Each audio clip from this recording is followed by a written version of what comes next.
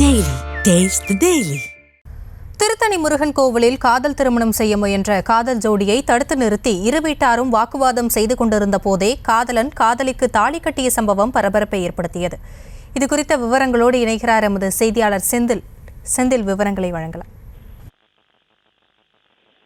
வணக்கம். ஐந்தாம் படை வீடான திருத்தணி முருகன் கோவிலில் மாட வீதியில் வேல் இருக்கும் பகுதியில் ஏராளமான பக்தர்கள் சாமி தரிசனம் செய்து கொண்டிருந்தனர். அப்போது மணக்கோலத்தில் வந்த இளம் ஜோடி மலர் மாலை மாற்றிக்கொண்டு இளம் பெண்ணின் கழுத்தில் தாலி கட்ட முயன்ற மாப்பிள்ளை முயன்ற போது அங்கு சம்பவ இடத்திற்கு வந்த பெண் வீட்டார் என் பெண்ணை கட்டாயப்படுத்தி மிரட்டி தாலி கட்டுகிறாயா என்று வாக்குவாதத்தில் ஈடுபட்டனர். அப்போது பெண் வீட்டாருக்கும் மாப்பிள்ளை வீட்டாருக்கும் கடும் வாக்குவாதத்தில் ஈடுபட்டிருந்த போது ஒரு பக்கம் ஈடுபட்டு போது அங்கு மாப்பிள்ளை பெண் கழுத்தில் திடீரென தாலி கட்டியதால் வாக்குவாதம் கடும் வாக்குவாதத்தில் ஈடுபட்டனர்.